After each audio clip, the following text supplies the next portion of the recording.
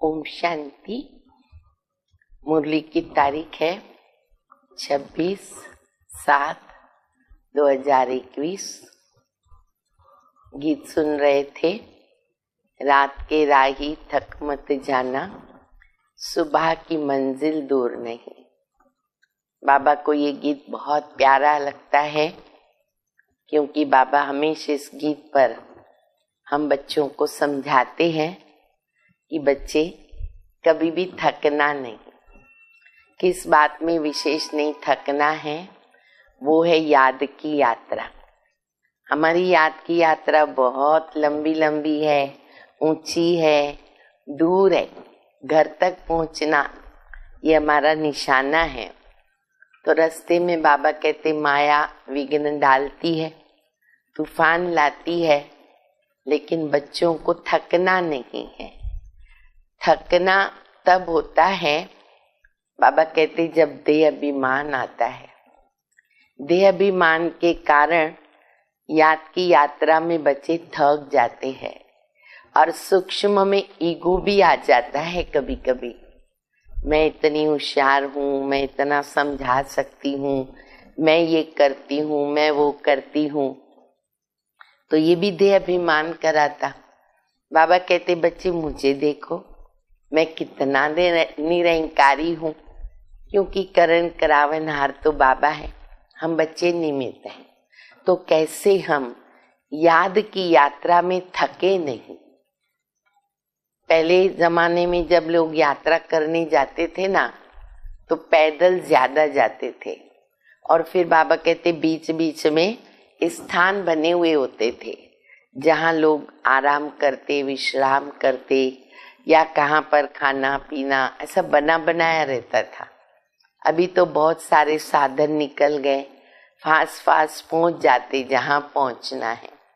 लेकिन हम बच्चों की जो यात्रा है वो है बड़ी मीठी प्यारी परम धाम तक पहुंचना। और वहां पहुंचने के लिए हमें पवित्र बनना है, आत्मा को प्योर बनाना है, विकर्मों को विनाश करना है। तो इसीलिए बाबा कहते बच्चे कभी नहीं थकना। जब भी थोड़ी थकावट महसूस हो ना, ये गीत बजा, रात के राही थक मत जाना, सुबह की मंजिल दूर नहीं, बस सभी आया कि आया। तो मीठी मीठी शिक्षाएं बाबा की मुरली द्वारा सुनेंगे। मीठे बच्चे, याद की यात्रा में कभी थकना नहीं। देह अभिमान के तूफान थकाते हैं। देह अभिमान में माया लाती है, फिर और तूफान आते हैं, वो थका देते हैं। देही अभिमानी बनो तो थकावट दूर हो जाएगी। प्रश्न है, कौन सा संस्कार 21 जन्मों की श्रेष्ठ तकदीर को बिगाड़ने वाला है? कौन सा संस्कार 21 जन्मों की श्रेष्ठ तकदीर को बिगाड़ने वाला है? उत्तर है, अगर किसी में रूठने का संस्कार है, बाप से पढ़ाई से रूठ जाते हैं, तो 21 जन्मों की तकदीर बिगड़ जाती। कई बातें सामने आती है, अपने स्वभाव, दूसरों के स्वभाव, फिर कर्मों का हिसाब किताब भी आता है। आज भी बाबा कह रहे हैं कि मान लो ज्ञान में आकर के बीमार हो गए, ज्ञान में आने के बाद दिवाला निकल गया, तो समझेंगे कि हम ज्ञान में गए, वहां गए सेंटर पर, इसलिए ये बात सामने आई। तो ऐसी तो बात है नहीं, और अच्छा ही है, विकर्म विनाश होते हैं, धर्मराज की सजाओं से मुक्त हो जाते हैं। तो कोई भी ऐसी छोटी मोटी बातें आती है तो बाबा कहते, बाबा से, बाबा की पढ़ाई से कभी भी रूठना नहीं। इसीलिए बाबा कहते, मीठे बच्चे, देह अभिमान के वश कभी भी उल्टा नशा नहीं चढ़ा रहना चाहिए। उल्टा नशा चढ़ता है। मैंने इतनों को समझाया, मैंने इतनी मदद की, देखो बाबा कितनी बड़ी अथॉरिटी है, फिर भी कितना निरहंकारी है। इसीलिए सी फादर, कितना निरहंकारी बाप है, कितनी बड़ी ऑलमाइटी अथॉरिटी है। गीत सभी ने सुना, रात के राही थक मत जाना, ओम शांति। मीठे मीठे सिके लदे बच्चों ने गीत सुना, और जो योग युक्त सर्विसेबल बच्चे हैं, वो इनका अर्थ है न झट समझ लेते हैं। हम रात के राही अर्थात ब्राह्मणों की अब रात पूरी हो गई, बेहद की रात, ब्रह्मा की रात, ब्राह्मणों की रात, कलह युग का अंत बाबा कहते भी आ गया। भक्ति मार्ग को कहा जाता है रात, ज्ञान मार्ग दिन है, आधा कल्प दिन है, आधा कल्प रात है। आधा कल्प रात का भी पूरा होता है, हद का भी तो दिन और रात है। ये फिर ब्राह्मणों का आधा कल्प दिन और आधा कल्प रात होती है। इस समय जबकि बाप आते हैं ना, तो अंधियारा है। प्रभात होने का पहला पूर्व सवेरा हो रहा है। बच्चे जानते, अब बाप कहते हैं, मीठे मीठे बच्चे, याद की यात्रा में थक मत जाना। जैसे जिस्मानी यात्रा होती है, आगे तो पैदल जाते थे और ही बहुत उमंग उत्साह रहता था, थकते नहीं थे, पैदल जाते ही रहते थे। बहुत धीरे धीरे बीच बीच में मंजिल बनी रहती, मालूम रहता है कि हमको फलानी फलानी मंजिल पर ठहरना है। वो लोग भी प्रबंध रखते, स्वागत करते, पहले से फिक्स रहता। आगे बहुत श्रद्धा से पैदल करते थे, उसमें बड़ी मेहनत है। अब ये तो बहुत सहज है, इसको तो कहते सहज याद या सहज योग। सिर्फ बाबा को याद करना है। थकने का मतलब, ये हम नोट करके रखें, थकने का मतलब देह अभिमान में आना। जैसे ही देह अभिमान में आएंगे, थकावट शुरू हो जाएगी। हाँ, इसमें कोई शक्य नहीं माया के विघन पड़ते। बाबा कहते ये तो ड्रामा में नूंद है, कोई डाउट नहीं, शक्य नहीं, विघ्न पड़ते हैं, परंतु इसमें थकना नहीं है। थक जाने से देह अभिमान में आ जाते हैं। बाबा कहते बच्चे शरीर निर्वाह के लिए काम तो करना है, शरीर निर्वाह के लिए भी करना है, उसकी बाबा ने कभी मना नहीं की। बाबा हिसाब बताते हैं, उसके लिए छुट्टी है 8 घंटा शरीर निर्वाह, 8 घंटा आराम करो। आराम की भी बाबा छुट्टी दे रहे हैं। बाकी 8 घंटा क्या करो, 8 घंटा इसमें दो।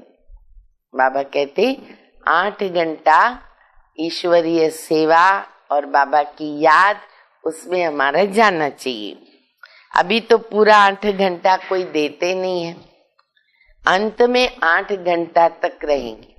बहुत समय पहले की मुरली है, अब तो सेवाएं बढ़ गई, बेहद की सेवाएं, विहंग मार्ग की सेवा है, तो बच्चे भी बहुत घंटे बाबा की सेवा में रहते। प्लस सभी कर्म करते हुए या कहें कि भट्टियां करना, तपस्या करना, तो ऑटोमेटिकली आगे बढ़ते रहते हैं। 8 घंटे तक पहुंचे हैं। चार्ट को बढ़ाते रहो।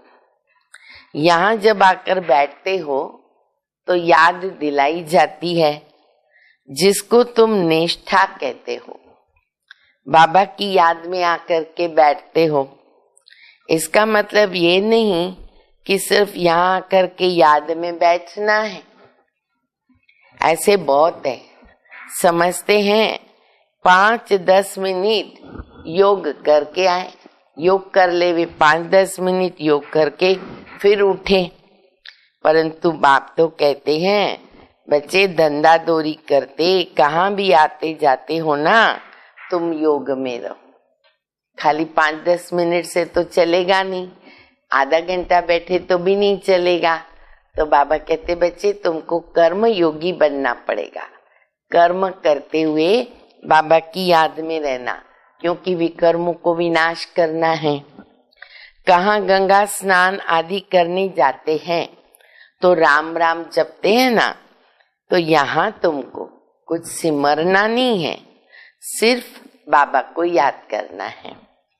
ये बाप बच्चों से बात करते हैं, तुम्हारा कल्याण किसमें है? याद की यात्रा। वैसे तो हमारी 4 सब्जेक्ट है, लेकिन उसमें जो थोड़ा डिफिकल्ट सब्जेक्ट है वो है याद की यात्रा।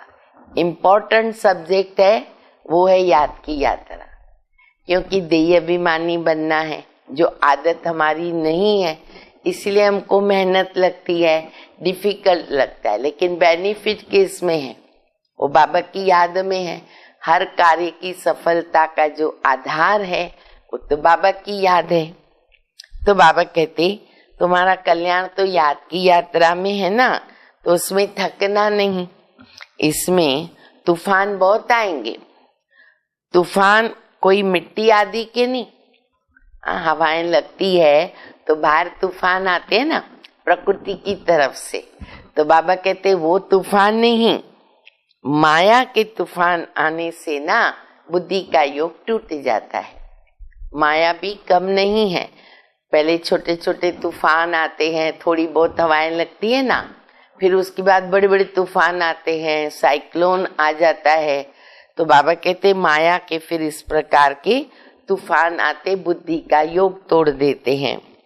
फिर देह अभिमान में आने से धंधे दोरी बच्चे आदि सब याद आ जाते हैं। बाबा कहते अब तो ये धंधा दोरी आदि ना सब खलास हो जाएगा। तुम्हारे बच्चे हैं ना वारिस बनने वाले नहीं है, कहते ना वंश चले हमारा, तो इसीलिए बाबा कहते वो अभी इतना समय नहीं है कि हम इतनी प्रॉपर्टी को संभाल करके रखें कि हमारे वंश आगे जो पोतरे दोतरे हैं उनको प्राप्ति होगी। बाबा कहते सब खत्म हो जाएगा। अभी तो वारिस बेहद के बाप के खड़े हैं। हद का वर्षा मुर्दाबाद। शाहूकार लोग समझते अब बच्चा बड़ा होगा, फिर शादी करेगा, फिर ये करेगा वो करेगा। बाबा कहते इतना टाइम ही नहीं है। इसलिए दुनिया से बिल्कुल मोह हटा दो। क्यों बाबा कहते मोह हटाओ, नष्टो मोहा बनो, बेहद का वैराग्य आना क्यों जरूरी है? क्योंकि ये सब खत्म होगा। अगर बुद्धि इसमें रहेगी और हमारा अंतिम श्वास रहेगा तो अंतमते सुगति होगी नहीं, सब खलास होने वाला है। तो मोह हटा दो, ये तो कब्रिस्तान है। धंधा दोरी बच्चों आदि के चिंतन में मरेंगे ना तो मुफ्त अपनी बर्बादी करेंगे। उसी बातों में सिमरण करते करते शरीर छूट गया, धन दौलत में बुद्धि रही, बच्चों में बुद्धि रही, तो बाबा कहते बच्चे बर्बादी हो जाएगी। शिव बाबा को याद करेंगे तो आबादी बहुत होगी। देह अभिमान में आने से बर्बादी होती है, देही अभिमानी बनने में आबादी होती है।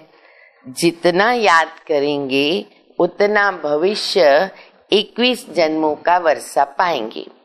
याद नहीं करेंगे तो बहुत घाटा पड़ जाएगा और वो फिर कल्प कल्पांतर के लिए हो जाएगा। एक कल्प की बात नहीं है, एक कल्प में फेल हो गए, घाटा पड़ा, नुकसान पड़ा, वही पार्ट हमारा रिपीट हो जाएगा तो कल्प कल्प हम बच्चों को घाटा पड़ेगा।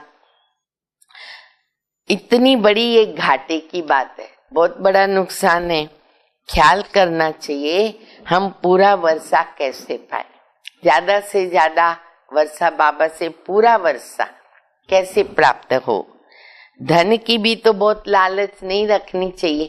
फिर बाबा हमेशा ये भी बात बताते, धन कमाओ उसकी बाबा कभी मना नहीं करते, परिवार को चलाना है, प्लस बाबा के यज्ञ में अपना भविष्य भी बनाना है।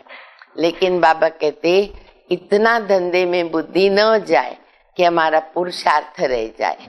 तो इसके लिए बहुत लालच नहीं रखनी चाहिए, टू मच में नहीं जाना चाहिए। कोई भी बात में बाबा कहते टू मच हो जाते हैं ना, वो नहीं होना चाहिए।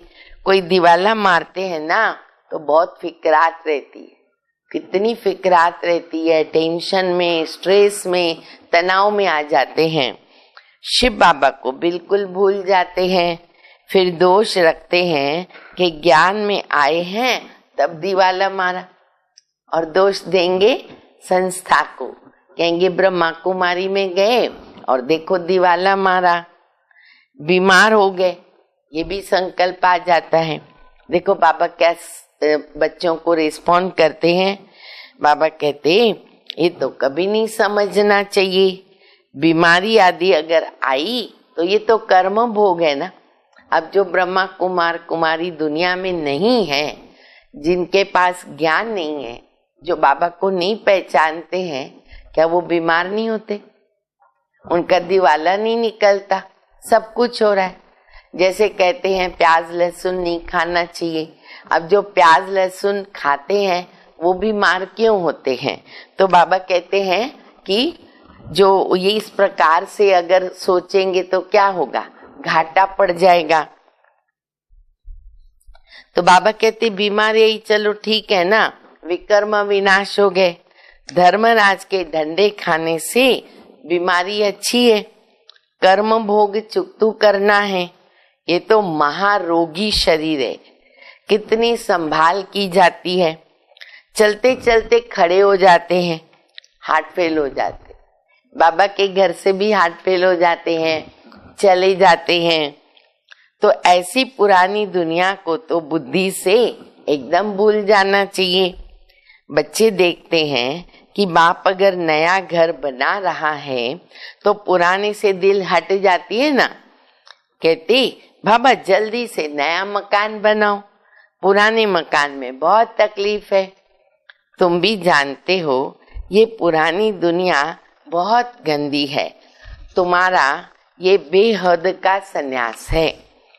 वह सन्यास करते हैं घर बार का, उसको कहते हद का सन्यास। साधु संत आदि घर बार छोड़ के जाते हैं तो बाबा कहते उसको कहेंगे हद का सन्यास, और तुम सन्यास करते हो विकारों का, बेहद का सन्यास। तो बाबा कहते देह सहित देखे जो भी तुम्हारे संबंध है सबको तोड़ करके मामेकम याद करो। यह दुनिया जो इन आंखों से देखते हो ना, इनको भूल जाओ। जो इन आंखों से दिखता है उसके भूलना है, और जो नहीं दिखता है आत्मा, बाबा, परमात्मा, उसको याद करना है। अभी तुम्हारी बुद्धि जानती है हम स्वर्ग की राजधानी के लिए पुरुषार्थ कर रहे, ज्ञान का तीसरा नेत्र मिला है। ये सब कब्रिस्तान हो जाएगा, इनसे प्यार नहीं रखना है। आजकल मनुष्यों के पास पैसे बहुत हैं, तो क्या हो जाता है, विकार में तेज हो जाते और गंदे गंदे विकारी बनते जाते। काम विकार कितना तेज है, काम के बिगड़ रह नहीं सकते हैं। 4-5 वर्ष पवित्र रहकर फिर लिखते हैं, बाबा आज इनको ना भूत लगा, काला मुंह कर दिया, काला भूत आया, काम भूत आया, काला मुंह कर दिया। कितना धक्का खाया, एकदम 5वां माला उस मंजिल से नीचे गिरे। अभी तो देखो कितने बड़े बड़े टावर बनाते। बाबा के समय 5 माला बहुत था, तो बाबा मिसाल देते रहे कि 5वें माले से गिरना, काम विकारी बनना मना, 5वें माले से गिरना। पहले पहले है देह अभिमान, ऊपर से गिरा ठक, ऊपर से गिरा ठक, पुर्जा पुर्जा हो गया, खलास, हड्ड कुड बिल्कुल टूट जाते हैं। फिर पुरुषार्थ करने में टाइम लगता है। ये है सबसे बड़ी चोट। इसलिए बाबा कहते काम महाशत्रु है। विकार कोई तो पतितपना कहेंगे ना, कहते बाबा हमको पतित से पावन बनाओ। भारत में संपूर्ण निर्विकारी थे ना, भारत निर्विकारी था, अब भारत विकारी बन गया। संपूर्ण निर्विकारी उसको कहते सूर्यवंशी। बल रामचंद्र के राज्य में विकार की कोई बात नहीं रहती है, परंतु क्या, तो बाबा कहते बच्चे कला तो 2 कम हो गई, 16 कला से 14 कला में आ गए, 1250 वर्ष कम हो गए। तो वह दुनिया की जो ताकत कम हुई, थोड़ी बहुत कम हो गई ना, इसीलिए उनको सतो प्रधान, तो त्रेता को कहेंगे सतो, सतो सामान्य। तुम चाहते हो हम मम्मा बाबा को फॉलो कर सूर्यवंशी महाराजा महारानी बने, इसमें तकलीफ या खर्चे की कोई बात नहीं है। मुख से तो कुछ बोलना नहीं है, सिर्फ याद करना है। इसको तो सहज योग कहते हैं। इसमें बड़ी मेहनत चाहिए। बाबा के आगे सब महारथी है, इसमें योग पूरा चाहिए, तब जाके कुछ तीर लगेगा। योग बल है, योग में ताकत है। योग की बहुत कमी है। विघ्न भी ना योग में ही बहुत पड़ते हैं। बेहद का बाप मीठे मीठे बच्चों को बैठकर समझाते हैं। बाप से, पढ़ाई से बच्चे कभी रूठना नहीं। अब ये सब बातें आती है ना सामने, विघ्न आते, परीक्षाएं आती है, तो क्या हो जाते, मुरझा जाते हैं, रूठ जाते हैं। तो बाबा कहते रूठना नहीं, रूठेंगे तो 21 जन्म तकदीर से रूठेंगे। बड़े अच्छे अच्छे बच्चे हैं ना, रूठ पड़ते, अच्छे बच्चे भी रूठ जाते हैं। क्यों? नशा चढ़ जाता है देह अभिमान का। सूक्ष्म रूप में देह अभिमान पकड़ता है, ईगो पकड़ता है। मैंने इतनों को समझाया, देह अहंकार में आने से नीचे गिर पड़ते हैं। अब इसमें अहंकार नहीं आना चाहिए। शिव बाबा को कोई अहंकार है शिव बाबा को अहंकार? बिल्कुल नहीं। कितने निरहंकारी हैं, और हैं कितनी बड़ी अथॉरिटी, उनके ऊपर तो कोई है नहीं। कहते भी हैं मैं साधारण तन में साधारण घर में आता हूँ, शाहूकार के घर में थोड़ी आता हूँ। तो अब बच्चों को जागना है। बाबा युक्तियों से बड़ी अच्छी बात बतलाते रहते हैं। तुम बच्चों की तो देरी है, ड्रामा अनुसार अजुन अवस्थाएं जोर भरी नहीं बनी है, आगे चल करके जोर भरेगी, समय आता रहेगा, अवस्थाएं बनती रहेगी। और आज देखो हमारी कितनी अष्ट दादियां, अष्टभुजाएं, कितने महारथी सब एडवांस पार्टी में पहुंच गए, कितना अच्छा पुरुषार्थ कर रहे हैं। हम गवर्नमेंट को इतना इतला करते हैं कि इतने इतने वर्षों में स्वर्ग की स्थापना हो जाएगी। ये अखबार आदि में मनुष्य पढ़ेंगे तो आकर तुमसे पूछेंगे, थोड़े वर्ष के अंदर स्थापना होगी तो फिर विनाश भी जरूर होगा, ढेर आएंगे। ये प्रॉपर्टी आदि सब थोड़े समय के, सब टेम्पररी है। इस प्रॉपर्टी को तुम कोई प्रॉपर्टी थोड़ी समझते हो, तुम जानते हो कि ये थोड़े दिनों के लिए है।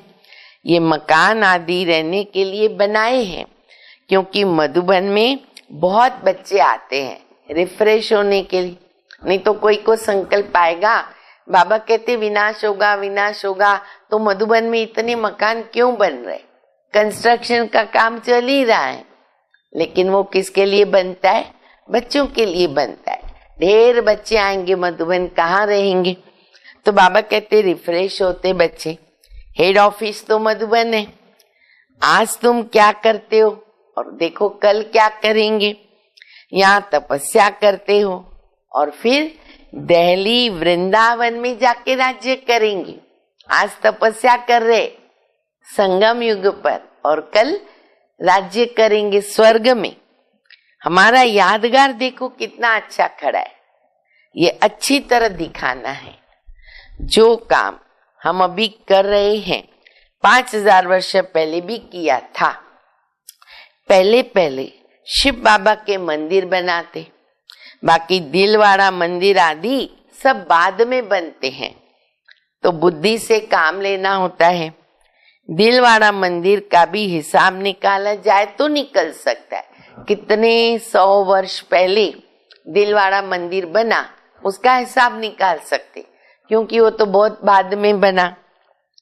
पूरा हमारा यादगार कौन सा मंदिर? दिलवाड़ा। पूरा बाबा कहते एक्यूरेट यादगार। तुम जानते हो ये स्थापना का यादगार है। तो मीठे मीठे बच्चों को बहुत खुशी होनी चाहिए।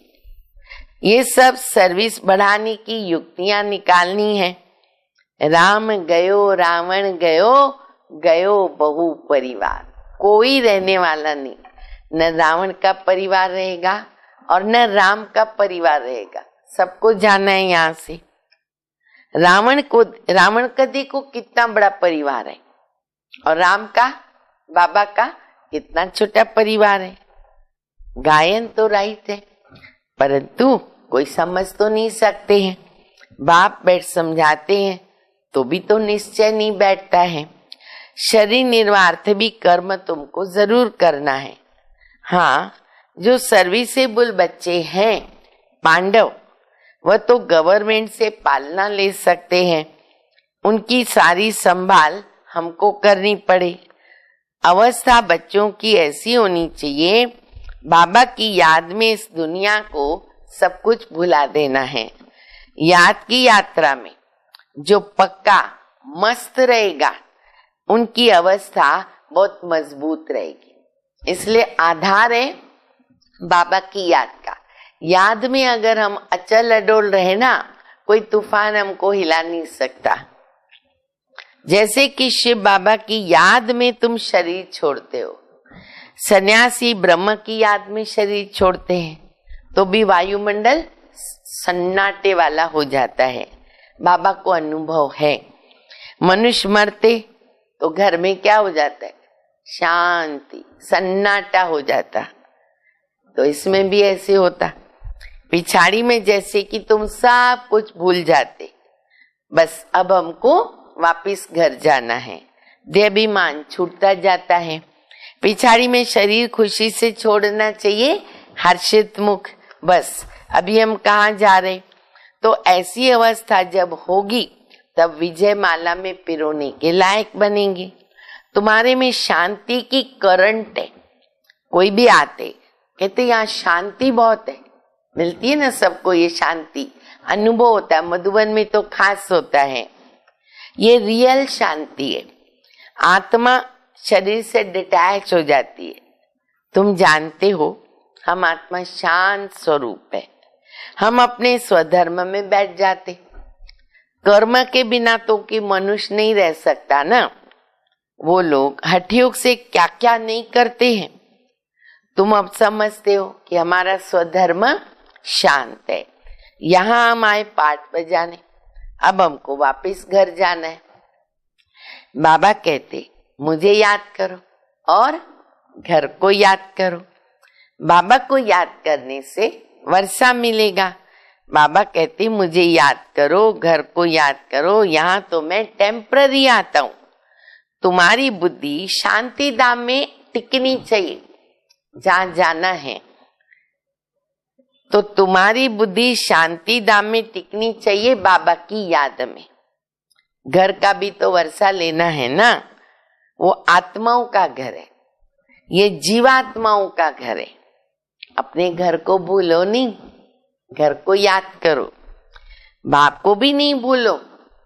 बाबा को याद करने से पवित्र बनेंगे और फिर घर चले जाएंगे। ज्ञान को धारण करने से राजाई करने आएंगे। कहाँ? नई दुनिया में। जितना हो सके औरों को रास्ता बताते जाओ। Always see father. तुम जानते हो कि बाबा ने क्या किया। किसको फॉलो करें? बाबा को। सब कुछ माताओं को दे दिया ब्रह्मा बाबा ने। उसने ही डायरेक्शन दिया, सब कुछ माताओं की सर्विस में लगा दो। शिव बाबा ने बोला, ब्रह्मा बाबा ने लगा दिया। एक को देख दूसरे ने फॉलो किया, स्वाहा हो गए। परंतु फिर जब टिक भी सके ना, ड्रामा अनुसार भट्टी भी बननी थी। पाकिस्तान हिंदुस्तान फिर दोनों हो गए अलग। तुम्हारी भट्टी पहले शुरू कहाँ हुई? पाकिस्तान में। वो पाकिस्तान में चला गया ना, सिंध, हैदराबाद, कराची। तुमने नदी को क्रॉस किया। शास्त्रों में तो क्या क्या बातें लिख दी। ये सब बातें आती है पर उलट पुलट लिख देते, लेकिन ये हिस्ट्री बन गई जो दादियों ने अपने को समर्पित किया और फिर वहां से हिंदुस्तान में भारत गए। हम सब इस कहानी को जानते हैं। प्रैक्टिकल में अब तुम सुनते हो, फिर कल्प के बाद भी तुम ही सुनेंगे। बाबा कहते हेयर नो इविल, धंधा आदि भल करो पर हेयर नो इविल। बाप कहते हर बात में श्री मत लो। बाबा इस हालत में हम क्या करें? तो बाबा बताएंगे। कोई भी बात पूछनी है ना, बाबा के पास आओ। तुम डरते क्यों हो? कदम कदम पर पूछना है। पूछने को डरो नहीं, पूछो। श्रीमत पर चलने से कदम कदम में क्या होगा? पदम पदम की कमाई होगी। तुम्हारा सेकंड बाय सेकंड जो पास होता है ना, उसमें पदम है। तो कितनी कमाई हो रही है। अच्छा, मीठे मीठे सिक्के दे बच्चों प्रति मात पिता बाप दादा का याद प्यार। Good morning. रूहानी बाप की रूहानी बच्चों को नमस्ते। हम रूहानी बच्चों की रूहानी बाप को, मात पिता बाप दादा को याद प्यार, गुड मॉर्निंग और नमस्ते। धारणा के लिए मुख्य सार है पहला, विजय माला में पिरोने के लिए इस शरीर से डिटैच होने का पूरा पूरा पुरुषार्थ करना है। सारी मुरली में बाबा ने कहा ना, देही अभिमानी, डिटैच हो जाओ। देह अभिमान को छोड़ते जाओ। इस दुनिया को बुद्धि से भूलना है। दूसरा, टू मच धन की लालच नहीं रखनी है। बाबा की याद के सिवाय दूसरा कोई चिंतन नहीं। कभी भी बाबा से, पढ़ाई से रूठना नहीं, वरदान है। परिवर्तन शक्ति द्वारा सर्व की शुक्रिया के पात्र बनने वाले विघ्न जीत भव। यदि आपका कोई अपकार करे तो आप 1 सेकंड में अपकार को उपकार में परिवर्तन करो। कोई अपने स्वभाव संस्कार के रूप में परीक्षा बनकर अगर सामने आए तो आप एक की स्मृति से ऐसी आत्मा के प्रति रहम दिल के श्रेष्ठ संस्कार स्वभाव धारण करो। कोई देहधारी दृष्टि से सामने आवे ना तो उनकी दृष्टि को आत्मिक दृष्टि में परिवर्तन करो, उनको भी आत्मा महसूस हो। ऐसे परिवर्तन करने की युक्ति आ जाए तो विघ्नजीत बन जाएंगे। फिर संपर्क में आने वाली सर्व आत्माएं आपका शुक्रिया अदा करेंगी। स्लोगन है, अनुभवों का स्वरूप बन जाओ। हर बात में अनुभवों का स्वरूप बन जाओ तो चेहरे से खुश नसीबी की झलक दिखाई देगी, क्योंकि अनुभवी बनेंगे, प्राप्ति होगी तो चेहरे के ऊपर ऑटोमेटिक क्या हो जाता है, खुशी आ जाती, तो वो चेहरा भी बहुत अच्छी सेवा करता है।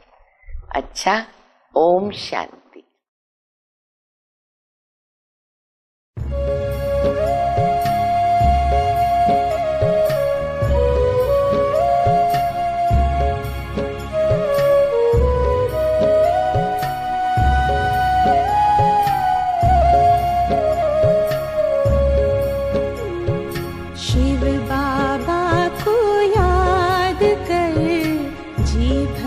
उसको प्यार कर, सांसों को आबाद कर ले मेरे मना।